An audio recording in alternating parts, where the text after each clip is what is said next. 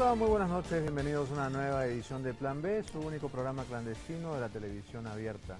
Hoy vamos a tener un invitado que se quedará por buen rato aquí conversando con nosotros. Estamos hablando del señor Martín Vizcarra, candidato a la primera vicepresidencia por PPK.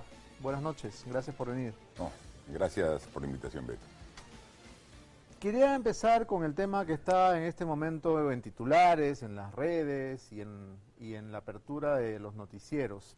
Y es el asunto del audio que se propaló en un fenecido programa que alquilaba una hora en este canal, el programa Las Cosas Como Son de Fernando Viaña, en el cual se intentaba demostrar que el informante Jesús Vázquez estaba negando la veracidad de su denuncia contra Joaquín Ramírez.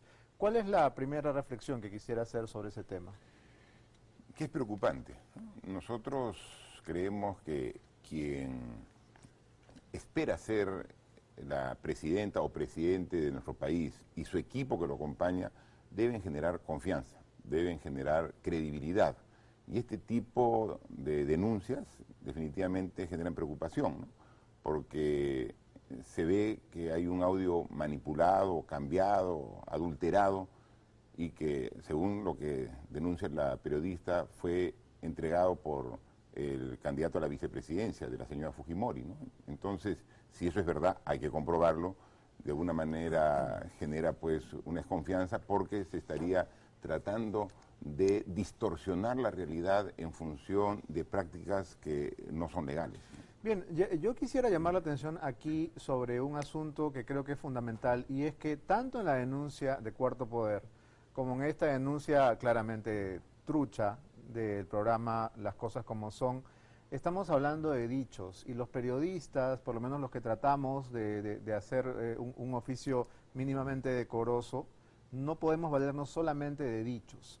Entonces, creo que si la señorita Mayra Albán, hoy convertida en personaje público, dice que José Klimper fue la persona que entregó los USBs, la información, lo tiene que probar.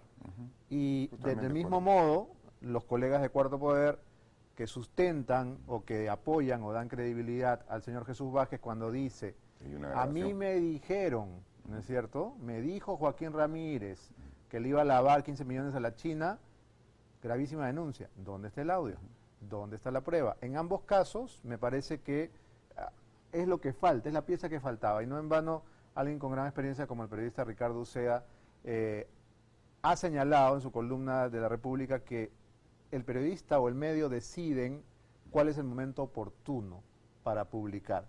Cuando la denuncia ya está terminada, ya está madura, o si políticamente se va a sospechar del momento en el cual un medio saca algo. Entonces, claro, eso es algo que podríamos decir con el programa de Viaña. Viaña saca esto para tratar en esta coyuntura de desvirtuar una denuncia, pero de ambos lados hay sospecha. Y así como podemos sospechar legítimamente que el fujimorismo está filtrando audios, también podríamos sospechar legítimamente que la denuncia de Cuarto Poder fue animada o propiciada por alguien de PPK. No, pero en el caso específico de este audio adulterado, que ya se ha hecho de conocimiento público del programa de Las Cosas Como Son, hay una periodista que manifiesta claramente que es el actual secretario general de Fuerza Popular, el primer vicepresidente que ha dado, que tiene que probarlo, sí, obviamente claro, tiene que probarlo, claro. Eso es periodismo, ¿no? O sea, ir por supuesto, una fuente... Y también, y dices bien, porque también es periodismo que si la señorita tenía los USBs y los ha tenido el fin de semana en su casa como tarea, podría haberse dado cuenta antes, seguramente, ¿no? Claro. De que había dos audios distintos, que uno estaba completo y el otro estaba groseramente manipulado. Claro. Pero el hecho es, pero siguiendo tu análisis, manifiestas de que hay que tener alguien que denuncie y tenga la prueba. Sí. En el caso específico de este audio que es adulterado, y eso queda absolutamente demostrado. Ahí estamos de acuerdo. El audio fue manipulado de una manera burda, claro, obvia. y con la intencionalidad de limpiar la figura del principal financista de la campaña de Fuerza Popular, Joaquín Ramírez, ¿no? Esa ha sido la intención. Ahora ha quedado demostrado que eso es falso. Lo que falta demostrar, y tiene que hacerlo la señorita Albán, de que el audio fue entregado por Klimper. Y eso Esa es la pieza que falta. Es lo que falta. Y Pero en el otro lado nos falta el audio. Nos falta el audio. Queremos escuchar el audio. Yo espero, como ojalá, ciudadano, espero en Dios sí, que Cuarto Poder tenga ese audio para este domingo. Claro. No vaya, si no vaya a ser que el audio salga después de las elecciones. Claro. Imagínense, ¿no? Claro. Entonces, ya cuando haya aunque esa podría ser una legítima decisión editorial, ¿eh? Claro. Un medio independiente no está obligado a favorecer o perjudicar a ningún candidato. Y si ellos decidieran propagarlo después, es una decisión polémica, pero decisión al fin. Pero un medio independiente tiene que dar los elementos de juicio para que la conciencia cívica pueda tomar decisiones en base a hechos que son realmente importantes, ¿no? Siendo abogado del diablo, puedo también sustentar lo contrario, para que la ciudadanía no sospeche que América Televisión está en una contracampaña y tratando de bajarse a Keiko, puede esperar y poner la denuncia después. O sea, el tema, lo que yo pienso en realidad, Beto, es que los periodistas deben tener y deben dar a conocer a la opinión pública la información, buena o mala, de los dos partidos. Cuando está terminada de procesar. Claro, y creo que ese es el quid del asunto. Mucha gente, en muchos casos donde se han hecho públicos videos o audio, la gente dice, ¿y por qué no lo puso antes si lo tenía en el cajón? ¿No? Las agendas las tenía en el cajón. Sí, pero las tengo en el cajón porque tengo que estar convencido de que son verdad, tengo que verificar, tengo que hacer una pericia, ¿no es verdad? Totalmente de acuerdo. Entonces, pero para terminar el análisis que, por lo menos desde mi punto de vista, era de que se especula, y no solamente se especula, sino hay una denuncia que falta probar de la señorita Arbán, que fue el que le dio el audio adulterado, el señor Klimper. Esa es la parte que no ha demostrado. No ha demostrado. Pero ya hay una manifestación de una persona. No hay nadie de Cuarto Poder que pueda decir que Peruanos por el Cambio ha intervenido en el documental, en el informe periodístico que hizo. ¿No? Solamente es una especulación que hace el fujimorismo, cosa que rechazamos absolutamente. Claro, las especulaciones se matan con pruebas, ¿no? Y aquí, por ejemplo, el tema de que el audio fue adulterado es impajaritable, no hay vuelta que darle. Está claro cuál era la versión completa y cuál fue la especie de colcha de parches que trataron de armar mal hecha, ¿no es cierto?, para limpiar a un personaje. Ahora, otro tema que no ha sido tocado todavía y que creo que valdría la pena comentar con usted, señor Vizcarra, es el personaje que conducía este programa Las Cosas Como Son. Fernando Viaña no es nuevo, Fernando Viaña es un personaje harto conocido. Era el director del diario Ojo en la época del debate entre Vargas Llosa y Fujimori, y todos recordamos que Fujimori sacó de la manga una portada, ¿no?, del diario en el cual ya había ganado Vargas Llosa con anticipación. Luego fue parte de Frecuencia Latina en la época de Baru Hipcher, y bueno, tuvo algunos cambios de canal, fue editor general de este canal en alguna época, y hay un tema que no han recordado ustedes y que ahí falta que su comando esté más atento. Fernando Viaña fue candidato al Congreso por el fujimorismo y todos lo han olvidado. Lo que pasa es que no ganó, pero está documentado y basta ir a Google. No, y por eso es que es necesario tener memoria, porque muchos dicen que la elección es solamente mirar el futuro, pero para mirar el futuro hay que ver el pasado para no cometer los mismos errores. Entonces tenemos que el fujimorismo tiene esas prácticas, y eso es lo que preocupa a nosotros como candidatos, pero también a todos como ciudadanos.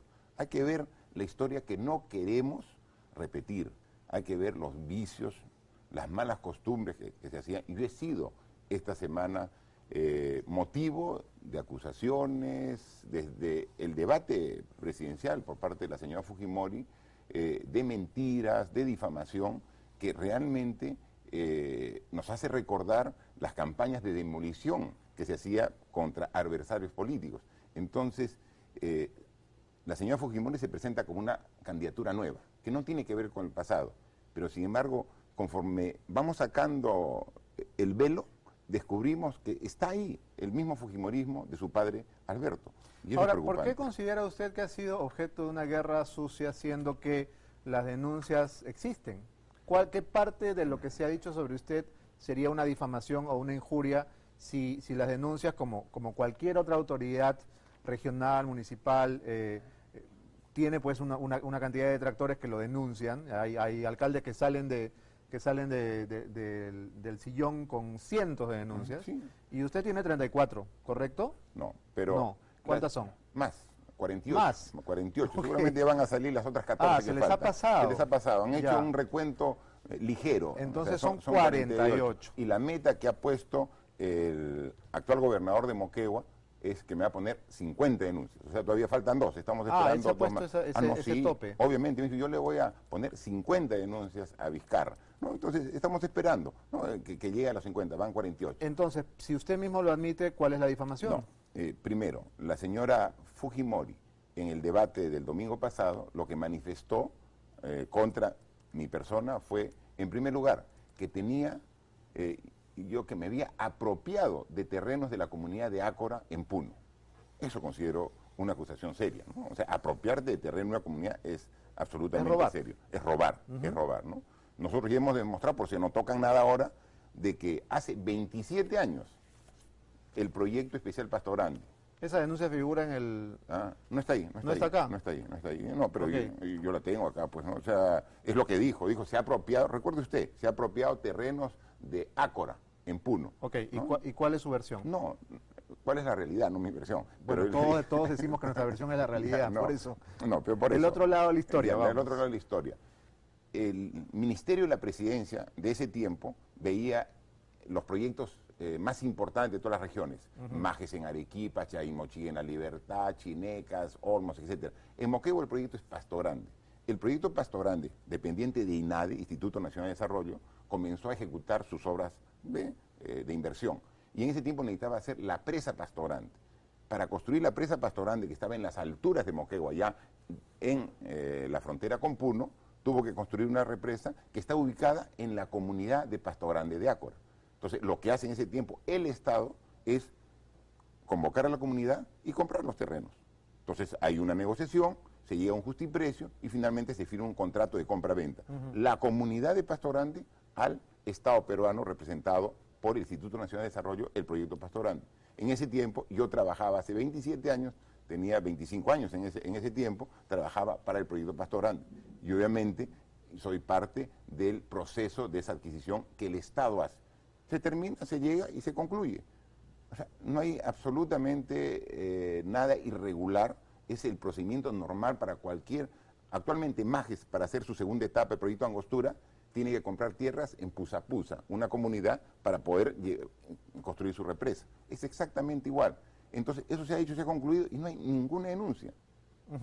Entonces, Entonces, si es así, ¿por qué necesita usted plantear una demanda o denuncia por difamación o por injuria?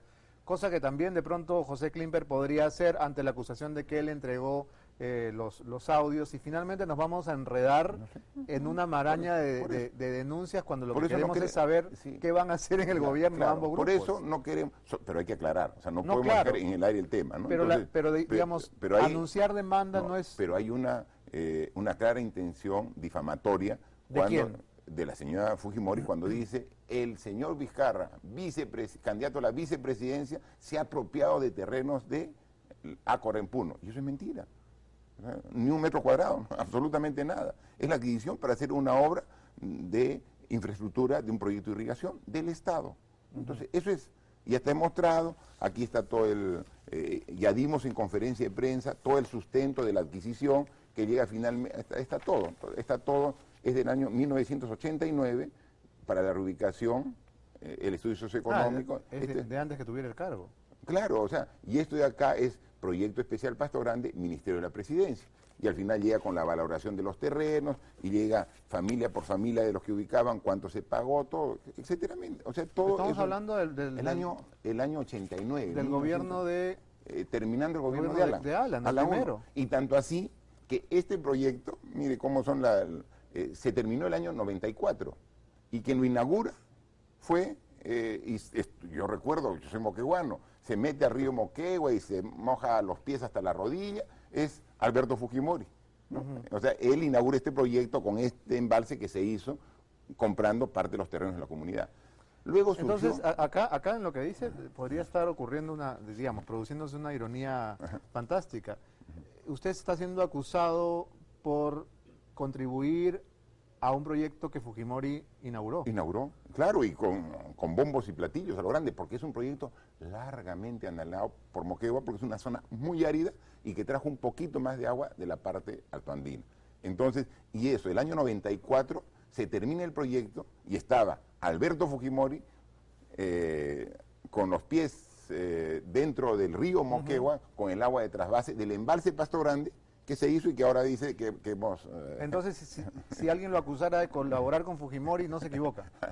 Colaboramos con Moquegua en la inauguración que hizo. Claro, de pero este en esta proyecto. obra que Claro, inauguró el presidente... Así es. Pero para que vea lo contradictorio, ¿no? O sea, solamente por el afán de criticar o descalificar al contrincante político, usar este tipo, eso es lo que molesta. Luego, segundo, dijo de que yo era reo contumaz, ¿no? Sí. Dijo, es reo contumaz. Cuando yo he sido presidente regional de Moquegua, del 2011 al 2014, por un hecho muy simple. ¿Cuál? Que dentro del staff de profesionales y directivos que teníamos, se determinó que el director regional de educación, que era un profesor con 25 años de experiencia en la docencia en Hilo, en la provincia de Hilo, y que había sido nombrado para ese cargo, no había sacado su título. Entonces, él era docente, tenía 25 años de experiencia, tenía maestría, tenía publicaciones, pero no había sacado su título de su licenciatura en educación. En consecuencia, algún docente lo denuncia porque está haciendo uso ilegal del cargo. Y obviamente, como yo lo había nombrado, la investigación es para el docente, para el funcionario, pero también a mí me involucra porque dice, usted lo ha nombrado. Entonces, se hace una investigación y al final termina de manera clara absolviendo de cualquier responsabilidad, porque sí se puede nombrar y estaba claro. Sin embargo, el funcionario, el error era que firmaba como profesional sin serlo. Entonces, a él sí hay una amonestación, 500 soles fue la sentencia. Pero en el proceso de investigación, el juez me cita para que dé mi descargo. Y yo estaba aquí en Lima atendiendo funciones de la responsabilidad del presidente regional. Entonces, no pude asistir y me disculpé. Pero sin embargo el juez dijo, tú has tenido que venir y te declaro contumacia. Yo regreso, doy mi declaración a la semana y se levanta la contumacia. Eso fue hace 3 años y lo hace como que estuviera actualmente reo contumaz, ¿no? Entonces, este tipo de decir medias verdades son pues malas artes que se supone deben estar superadas, ¿no? Entonces, bien, yo creo que está aclarado ese tema. Tenemos que pasar a analizar, siendo usted el jefe de la campaña, porque es el jefe de la campaña, ¿no? claro. Pero ha faltado el último tema, lo hacemos rápido. ¿Cuál es el último? No, es que las denuncias que ayer el señor Klim No vamos a citar sobre las 48 denuncias, ¿no? No, pero no Ok, vale, ok. solamente el tema conceptual. Lo que pasa que mi relevo en el gobierno regional de Moquegua, el gobernador regional Jaime Rodríguez, es un aliado político del fujimorismo. Ellos han nombrado... El gobernador actual. El gobernador actual, ¿no? ¿Tiene algunos elementos para Claro, convencer al televidente de eso? Por supuesto. A Mire, ver. ¿de dónde parten las denuncias en una institución? Del área de asesoría legal. El asesor legal del gobierno regional de Moquegua es el señor Mario Fidel Mantilla, ¿no? Nombrado, empezando la gestión en enero del 2015, ¿no? Entonces, ¿quién firma? Jaime Rodríguez, el presidente regional. Lo nombra. Y aquí es Mario Mantilla el que ha presentado, el que ha fundamentado todas las denuncias como asesor legal, porque él las elabora y la presenta al procurador nombrado por Jaime Rodríguez, el gobernador, para que denuncie. ¿Quién es? Ahorita él es Mario Mantilla, es el congresista electo de Fujimori en Moquegua, ¿no? Acaba de ser electo. Claro, claro. Él ha trabajado el 2015 como asesor legal en Moquegua haciendo las denuncias. Y el 2016 participa en las elecciones, es el candidato de Fujimori. ¿Se da cuenta? Y ha ganado. Ha ganado. En Moquegua, Ha entrado al Congreso. En Moquegua hay 2 congresistas. Uno es de Peruanos por el Cambio y otro es del Partido Fujimorista. Podríamos decir entonces que su némesis está en el Congreso. Claro, no, pero es que ha ganado, obviamente, y cuando gana va a presentarse, a presentar su saludo a su jefe, que es el gobernador regional de Moquegua. ¿Esto es prensa regional? ¿Qué es es el correo, es el correo regional. Correo regional. ¿Puedo usar la cámara de aquí atrás? Es un recorte del día 19 de abril. Moquegua, congresista fujimorista electo, recibe saludo en auditorio del gobierno regional en Moquegua.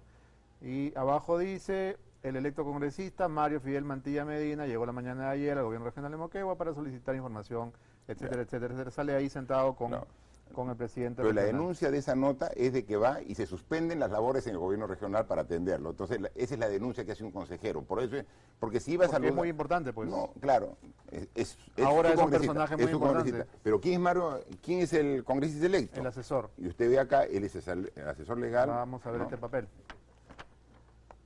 ¿Dónde está? Resuelve, abajo, se resuelve. Designar al abogado Mario Fidel Mantilla Medina en el cargo de confianza, director regional de asesoría jurídica de la Gerencia General Regional ¿Quién firma? del Gobierno Regional. Firma Jaime Alberto Rodríguez Villanueva, presidente regional. Y Jaime Rodríguez Villanueva fue el candidato de Fujimori.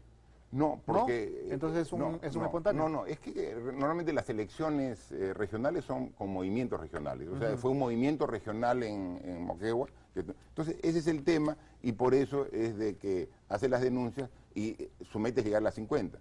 De las 50 denuncias, 48 en realidad, ya 24 han sido archivadas. O sea, y no hay mérito de ninguna para que vaya a un juicio, una acusación en el Poder Judicial, ¿no? Entonces, ese es el tema, ¿no? Y recuerde usted quién es Jaime Rodríguez, ¿no?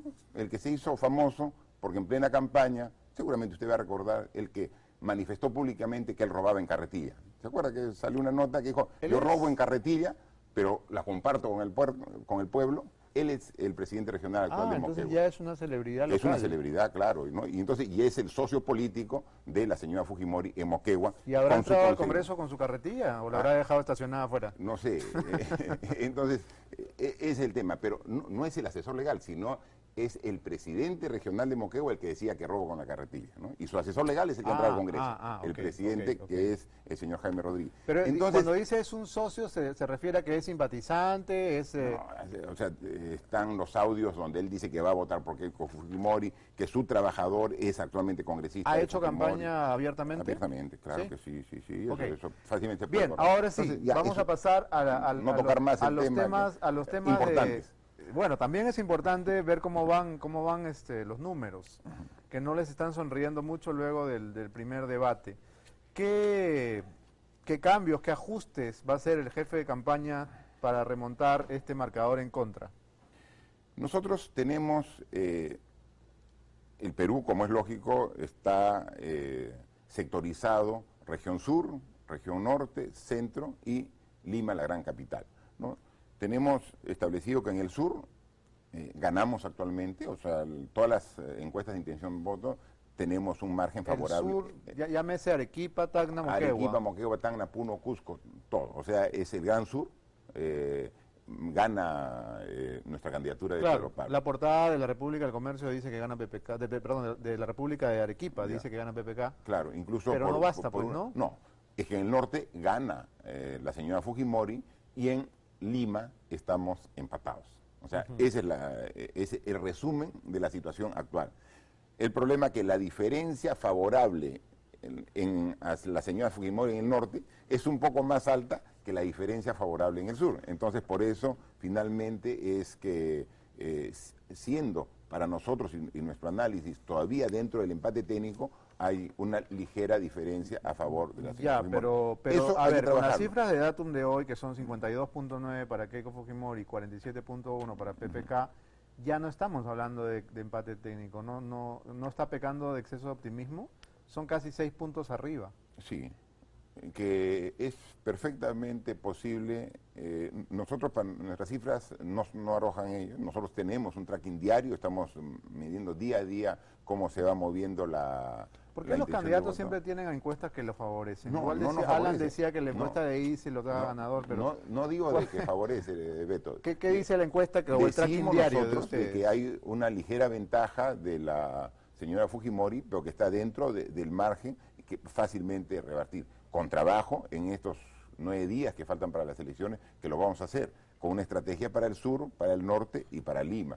Actualmente, nuestro candidato Pedro Pablo se encuentra en Cusco, ¿no? En un meeting que incluso hace un momento ha hecho una denuncia de que ha habido una presión de algunos representantes del partido fujimorista para que se suspenda el meeting, ¿no? O sea, ahí yo ayer estaba, el miércoles... ¿Pero de qué manera los manifestantes del equipo contrario podrían suspender un meeting? No, es que lo que han manifestado al señor Abdón, jefe de campaña de Cusco diciendo de que van a organizar una contramanifestación y que lo más recomendable sería suspender el mitin. Entonces, yo he estado el día miércoles en Huancayo, pero yo no he ido directo a Huancayo, muy temprano fui a Mazamari, a la selva central, y de Mazamari por tierra he pasado a Pangoa, a Satipo, hemos ido a Pichanaki, La Merced, Tarma, Jauja, y en el camino pintas de Pepe Cast y con más intensidad en Huancayo, todas las pintas están borradas o con insultos. Bueno, pero eso digamos que no es una novedad, eso pasa todo el tiempo. No ocurre Martín, en ninguna, tampoco seamos cándidos. En ninguna pinta de Keiko nosotros respetamos, o sea, dejamos y mantenemos. Nosotros estamos trabajando, o por lo menos hacemos todo el esfuerzo de hacer una campaña de propuestas, una campaña que sea propositiva, pero sentimos una campaña de agresiones en el verbo y también digamos que habría que admitir con hidalguía que se les escapa de ambos lados, porque lo de hijo de ladrón es ladrón ha sido unánimemente condenado, ¿no? Yo creo que tú estarás de acuerdo en que fue una frase desafortunada. Que fue una frase, yo pienso, exagerada, ¿no? O sea, porque lo que sí nosotros siempre decimos es que la mejor forma de enseñar es con el ejemplo, ¿no? Yo tengo 4 hijos y hago mi esfuerzo, y por eso es mi indignación cuando he recibido esta semana esta campaña de agresiones y de mentiras. Oye, yo me esfuerzo día a día por ser honesto y demostrarlo y dejar un buen ejemplo para mis hijos. O sea, yo me esfuerzo y Moquegua me conoce. Entonces, cuando veo este tipo, me Pero indigna. nadie está libre, ¿sí? O sea, no solamente los delincuentes avesados, asesinos sanguinarios van a la cárcel. En cualquiera de estas 48 tú podrías terminar en la cárcel y eso haría que tus hijos también vayan a la cárcel. No, pero dice no tiene ladrón. Sentido. No, o sea, está hablando ya una condición. Pero por eso, pero tampoco, el tema de fondo, porque pero el tema de fondo ¿cuántos hijos tienen que lidiar con el estigma de ser hijos de delincuentes y salen adelante y triunfan en la vida? Totalmente de acuerdo. Pero está establecido que la mejor forma de enseñar es con el ejemplo, ¿no? Eso es lo que hay que ver. Entonces hay que dar un buen ejemplo. No necesariamente eso te condice a una actitud ya determinada, pero la mejor forma. Entonces, pero ya generalizar es un exceso que no debe hacerse, ¿no? Y el tema de la metralleta de Montesinos, es que, ¿cómo se descifra esa metáfora? Mire, estamos viendo este tipo de acusaciones, como le digo, se ha apropiado de terrenos de Ácora, es un reo contumaz. Oye, uno siente todos los días ataque por aquí, ataque por allá a Pedro Pablo, todos los días también hay ataques infundados sobre su experiencia y su trayectoria profesional, ¿no? Entonces, eso de ahí recuerda el tipo de comportamiento. O sea, uno recuerda cómo, por ejemplo, Alberto Andrade fue demolido en su moral, en su trayectoria. Alberto Andrade, Castañeda, Gustavo Mome, somos bastantes. Somos bastantes. Sí, por eso digo, sí, de esas cosas no se olvida. Pero eso está bien que nuevamente regrese esa misma estrategia. ¿Por qué tenemos que pensar que va a ser igualito? No, pero ya se está dando en la campaña, o sea, sin ni siquiera ser gobierno. Ya ahora en el proceso electoral ya se está sintiendo. Nosotros respondemos, aclaramos con documentos las acusaciones. No lanzamos ninguna acusación. Cuando dice, y ustedes, Joaquín Ramírez es una investigación periodística. Y muy bien que se haga, y como tú dices, que sea con pruebas y que vaya hasta el final. Pero es una investigación periodista. ¿Acaso nosotros hemos salido a alguien de Peruanos por el Cambio para hacer la denuncia? No, es una investigación periodística y muy bien que se haga. Antes de ir a la pausa, Juan Cheput dijo hace un rato en Canal N que cada vez que Nadine Heredia tuitea contra Keiko Fujimori, en realidad le hace un favor y perjudica a PPK. ¿Está de acuerdo con Cheput? Lo que pasa de que el fujimorismo con la pareja presidencial y nacionalismo han estado enfrentados todos los 5 años de gobierno, ¿no? Y con agresiones muy fuertes. Entonces, quien compita con el fujimorismo lo van a querer asociar con el gobierno. Entonces, ahora la competencia es entre Peruanos por el Cambio y Fuerza Popular. Entonces, un tuit que vaya dirigido contra la candidata Fujimori o el fujimorismo puede interpretarse como una alianza o un apoyo indirecto a nosotros. Eso es lo que decimos, por si acaso, dejamos claro. ¿Y eso les perjudica? Podría perjudicar si es que... ¿Podría o les perjudica? Perjudica, porque inmediatamente dicen... O sea, le dirían a Nadine, no me defienda, claro, comadre. No, es que no no nos defiende, los ataca a ellos. Pero dicen, Pero ese es un ataque con rebote, pues. Claro, sí. Que podría ser lo que pasó con la denuncia de Cuarto Poder, porque ¿cómo es posible que una denuncia tan grave no solamente no le hace mella, sino que le sube unos puntos a Keiko? Así es. Por eso lo más sano es que el presidente Ollantaytamala, ¿no?, y su esposa, estamos tan cerca de las elecciones, que se mantenga al margen. ¿No? Es lo que se abstengan. Se abstengan. Bien, tenemos que hacer una pausa, amigos. Ya regresamos, es Plan B.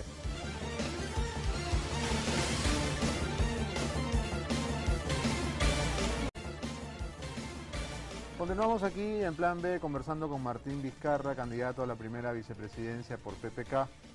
Y quería comentar la dedicatoria que le ha hecho el economista Hernando de Soto a Pedro Pablo Kuczynski de su libro, ¿no? Lo puso en un aviso y hoy lo ha reiterado en las entrevistas que le han hecho en los noticieros. Él dice que le dedica su libro a PPK, que se fue del Perú porque era muy peligroso, para que sepa lo que hicieron los que se quedaron en el Perú y permitieron que él vuelva. No, me parece una bajeza de Hernando de Soto, realmente. O sea, ¿Por qué? Un profesional de su experiencia y su recorrido, estar en ese tipo de declaraciones me parece una bajeza.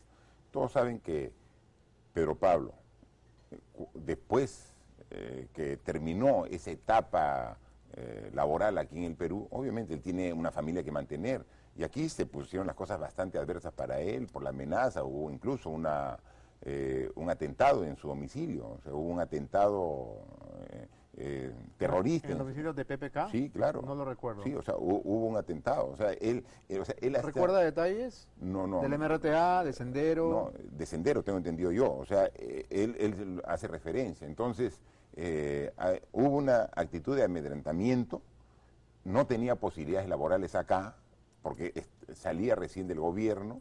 Entonces, obviamente él tiene una familia que mantener y tiene posibilidades, como muchos peruanos, de emigrar para mantener a su familia mientras que pueda, pero inmediatamente superado ese hecho y cuando es nuevamente convocado, otra vez regresa, ¿no? Entonces, eso está documentado y es parte de la experiencia, incluso que ahora es positiva para un próximo gobierno de Peruanos por el Cambio. Bueno, irse del Perú no es condenable desde ningún punto de vista, ¿no? Por eso. Y más aún en esas circunstancias. Uno se puede ir a estudiar, a buscar un futuro, a mejorar, sobre todo en esa y con época la predisposición de retornar para seguir. Además que era una época horrorosa, ¿no? No, y además era figura pública, o sea, tú eres autoridad, tienes toda la seguridad del caso, pero dejas de serlo, sigues todavía con tu presencia y tu imagen de autoridad, pero ya no tienes seguridad. Y hay que recordar cómo eran esos años. Y cuando ya hay un amedrentamiento en su domicilio, tiene que trabajar, tiene familia que mantener,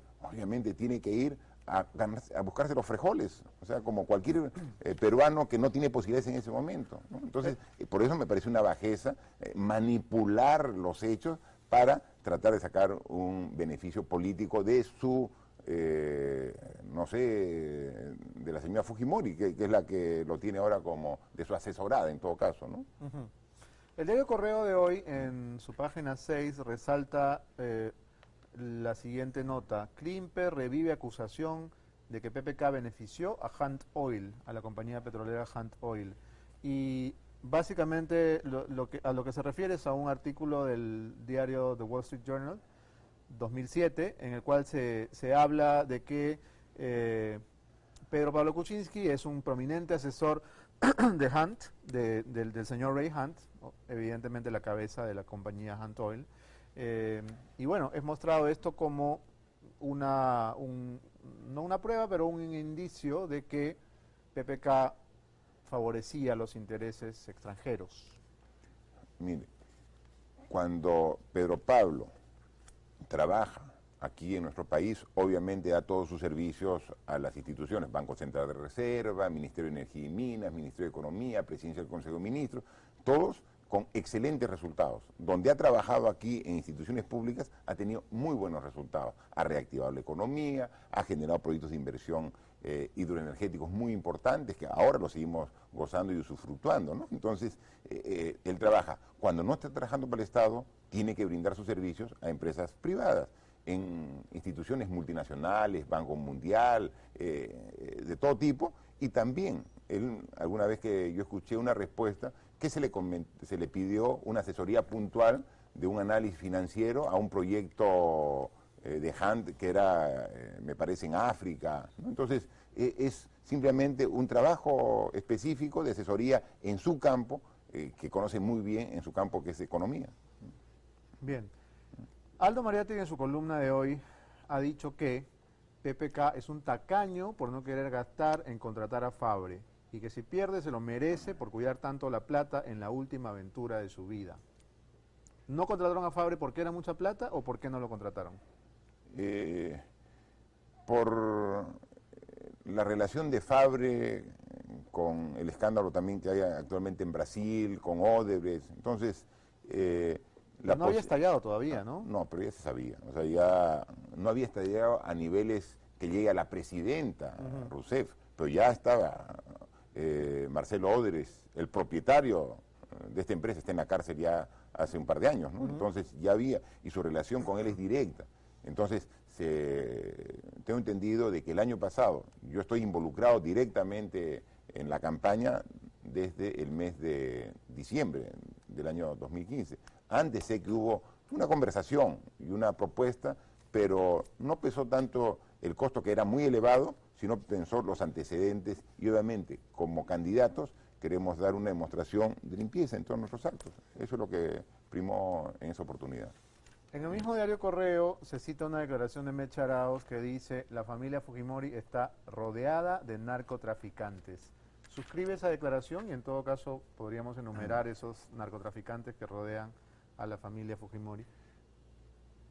Lo que queda claro que hay varios, por lo menos 5 congresistas electos que están investigados por lavado de activos, y normalmente sabemos que el lavado de activos tiene una relación directa con dinero mal habido que viene del narcotráfico.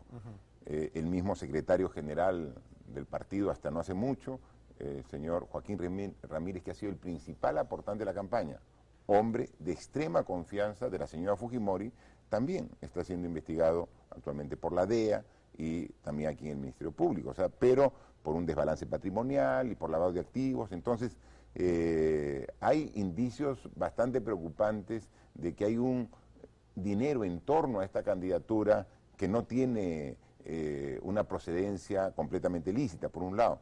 Y por otro lado, recuérdese que en un almacén de propiedad del hermano de la hoy candidata señora Fujimori se encontró droga en un container, y ese almacén también está con otro miembro del clan de la familia Ramírez, ¿no? Entonces, usted ve por diferentes ángulos, siempre encuentra dinero sospechoso, no justificado, denuncias, droga, y ahora, eso... esta declaración bastante fuerte de Mecha Arauz es un poco una respuesta o una reacción a que se haya hecho un poco escarnio de su pedido de disculpas, ¿no? Ella se reunió con un dirigente de Aguajún en un parque de San Isidro y muchos dijeron, bueno, si va a ir a pedir disculpas, que vaya pues por lo menos a la selva y no a un parque del Olivar. ¿Por qué pidió disculpas si no se siente culpable? Mire, el concepto de fondo es que debemos buscar la reconciliación, buscar tender puentes. No puede ser que en cada problema, en cada conflicto social que se da en nuestro país, finalmente no se llegue a solución, sino que se suspende el conflicto porque hay varias muertes que se dan en el proceso. Está Bagua, está Conga, está Tía María, está Espinar. Entonces, tenemos que establecer otra estrategia para atender los problemas. Y para eso hay que conversar, hay que dialogar, hay que buscar el entendimiento. Eso yo tengo experiencia, lo hemos hecho en nuestra región Moquegua, también para un proyecto minero Quellaveco, ¿no? Que incluso ha generado un presupuesto importante para mejorar algunos sectores en nuestra región. Pero por ahí va la actitud de Meche, ¿no? De pedir, oye, disculpas no por tener una relación directa o una responsabilidad en el tema, ¿no? Sino, oye, veamos y busquemos la forma de encontrar soluciones dialogando, conversando y viendo lo mejor para todos. Ahora, ocurrió algo curioso entre el congresista electo Guido Lombardi y Mecha Araoz, y es que Guido Lombardi fue quien investigó, quien elaboró el informe sobre el caso Bagua, que ciertamente involucraba a Mecha Araoz, y ahora Mecha Araoz está defendiendo a Guido cuando dicen que él ha propuesto cerrar el Congreso en un eventual gobierno de PPK. Está en la Constitución, sin duda, pero ¿es una alternativa? ¿PPK presidente con un Congreso absolutamente adverso podría acudir o apelar a ese recurso? No, eso no vamos a apelar, porque como digo, somos la propuesta del diálogo, del entendimiento. Nosotros, a pesar que tenemos diferencias marcadas en este proceso electoral, cuando seamos respaldados por la población el 5 de junio y seamos gobierno a partir del 28 de julio, vamos a tender puente con todas las fuerzas del Congreso para que aprueben los proyectos de ley que vamos a llevar, que van a ser estrictamente para beneficio de la población en su conjunto. Nosotros queremos, y es una meta así muy clara de nuestro gobierno, es que los 10 millones de peruanos que hoy día no tienen agua potable de manera permanente, algunos por horas y algunos no tienen agua potable, está superado ese problema completamente al bicentenario del 2021. Para eso tenemos que dar más presupuesto, tiene que haber una modificación presupuestal, eso pasa por la aprobación del Congreso de la República. O educación, nosotros hemos manifestado que actualmente el presupuesto de la educación es de 4% del PBI, tenemos que llegar a 6, aumentar medio punto por año. Para eso necesitamos que esa modificación sean aprobadas por el Congreso, pero alguien de cualquier fuerza política se va a oponer para dar más presupuesto para agua potable, para educación. Ese tipo de proyectos son los que vamos a llevar al Congreso de la República y por eso esperamos tener el respaldo no de una fuerza, sino de todas las fuerzas políticas. ¿Están ustedes esperando la decisión de Verónica Mendoza, la lideresa del Frente Amplio, que sigue deshojando margaritas y no se anima, no se tira a la piscina de apoyar abierta y expresamente a PPK?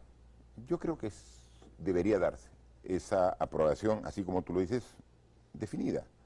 Porque primero dijo que no iba a votar por Fuerza Popular. Fue su reacción inmediata después de las elecciones. Era obvio, nosotros hemos sido competidores porque la competencia verdadera en la primera vuelta ha sido entre Frente Amplio y Peruanos por el Cambio. Claramente. ¿No? Sí, claro. Éramos los competidores. Entonces nosotros no esperamos de que a la semana siguiente digan voten por PPK. Además, mucha gente ha votado por ustedes asustados ante la posibilidad de que entre la izquierda, ¿no?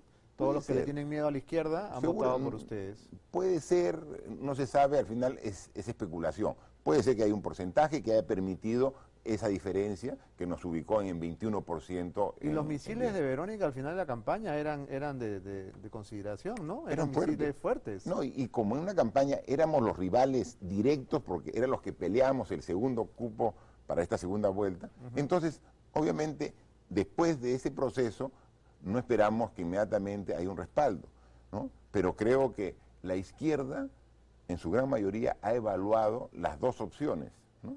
La señora Fujimori y Pedro Pablo. Pero si ya lo he evaluado, ¿por qué no lo dice? No, ¿Qué miedo tienen? Porque ya estamos en 40% de intención de voto, porque gran parte ya están respaldando, pero todavía... ¿Cómo pueden saber eso? ¿Cómo lo miden? Que gran parte ya están respaldando, sí. ¿De dónde ¿El voto no es secreto? ¿Pero de dónde viene nuestra intención de voto? No tengo idea, no, tú eres el jefe de no, campaña. Pero no, es que digo, no va a venir del aire, tiene que venir... En la primera vuelta, la señora Fujimori sacó 39%, nosotros sacamos 21%. Sumados los dos, son 60%. Quiere decir que hay un 40% que no votó por ninguna de las dos alternativas que estamos ahora. De esos, 18% eran de Frente Amplio. De ahí un poco menos de Acción Popular, de LAPRA, de Fuerza Popular, etc. No, Alianza Popular. Entonces, si nosotros ahora de 21 estamos en alrededor de 40%, ¿de dónde vienen los votos? Una gran parte de Frente Amplio. Porque si no, ¿de dónde van a venir los votos? De ese 40% que no votaron por nosotros. Pero lo que pasa es que ustedes, pues, si no estuviera de por medio del fujimorismo, PPK representa el demonio para los izquierdistas. No. Pero claro, No, ese es claro, nuevamente. el gringo, ¿no? El gas, el No, petróleo, pero los ese es el intereses estereotipo. extranjeros, la derecha, los No, pitucos. yo recuerdo, Claro. bueno, de pituco no tengo absolutamente nada. Pero él sí, pues. Ya, pero por eso, pero es el estereotipo, es la etiqueta. Por eso, incluso en alguna oportunidad pasada la primera vuelta, corrió por las redes un acta que decían, si la firma, voto por PPK, ¿no? Y era obviamente de colectivos de izquierda. Entonces, alguien nos preguntaba, y los medios de comunicación, ¿firmarían esa acta para tener voto de la izquierda? Y cuando comenzamos a leer, todos esos puntos están incorporados en nuestro plan de gobierno, ¿no? Respeto irrestricto de los derechos humanos, respeto del medio ambiente, aplicación de... O sea, todos esos conceptos... Pero es un estereotipo, y perdóname que te lo recuerde, que el propio PPK se ha encargado de alimentar, porque no olvidemos que en el CAE él dijo, yo podría perfectamente irme a recorrer el mundo en mi Harley Davidson y voy a ser candidato. Eso es un error, pues, de un político, ¿no?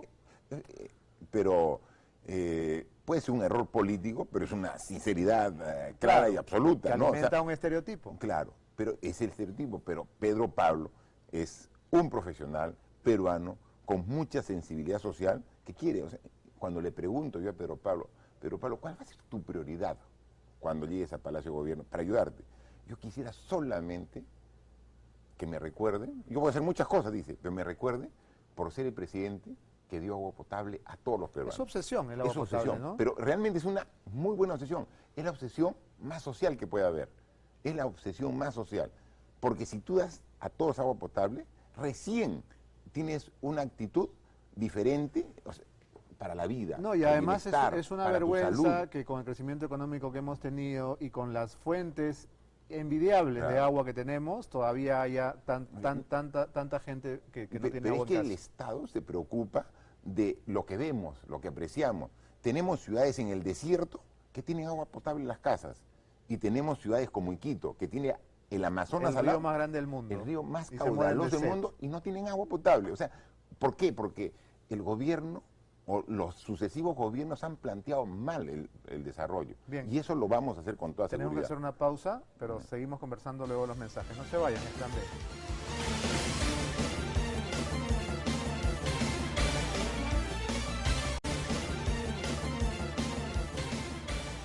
Seguimos conversando con Martín Vizcarra, candidato a la vicepresidencia por PPK. ¿Qué ajustes técnicos se han hecho para que este domingo PPK consiga voltear el partido en el debate? Mire, lo que sí está claro es que la personalidad de Pedro Pablo no puede cambiar, ¿no? Es un hombre de propuestas, moderado, cauto, respetuoso, y tiene que hacerlo. Pero obviamente, si va a tener agresión, tendrá que ser respondida puntualmente y dedicarse a dar las propuestas. No podemos, yo recibo como jefe de campaña un promedio de 80 a 100 mensajes diarios De expertos. de recomendaciones cómo debe Pedro Pablo Opinólogos. presentarse en el debate, ¿no? Somos muy buenos para eso, ¿no? Y son extremos, ¿ah? Mientras uno dice, no debe dar propuestas, debe solo atacar. Ajá. Recibimos, no, que no responda ni uno, que sus propuestas. Es diversidad, y agradecemos porque hay gente que está realmente Preocupada, con mucho ¿no? entusiasmo por nuestra candidatura y con la mejor voluntad de propuestas. Todas son bien aceptadas. Pero obviamente Pedro Pablo tiene mucho conocimiento, mucha experiencia, y ese conocimiento va a salir a reducir el día domingo. Una última pregunta porque el tiempo nos gana. Los que van a votar por PPK se preguntan si ese gobierno va a evaluar la gestión de este gobierno que sale, porque diera la impresión de que se cuidan de no hacer ninguna crítica a Ollanta Humala ni a su señor esposo. No, claro que sí. Vamos a evaluar, por supuesto. Hay cosas muy buenas, los programas sociales, hay unos que tienen muy buenos resultados, Pensión 65, Beca 18, Caliguán, hay muy buenos y van a continuar. Póngale Pero nota a este gobierno, del 1 al 20. yo le pondría un 12. 12. Aprobado, pero Con las justas. se ha podido hacer muchas cosas más. Mediocre. Se ha podido hacer muchas cosas más, ¿no? Entonces, hay que ser justo, ¿no? Entonces, muchos esperaban de que sea malo. Ha sido regular a las justas, pero había un techo para hacer muchas cosas más. Bien, señor Vizcarra, muchas gracias por haber acompañado este programa 1 hora. No, a tu disposición cuando usted quiera. Y suerte Muchas el día domingo. Nos Gracias. vamos y lo dejamos con 24 horas. Chau.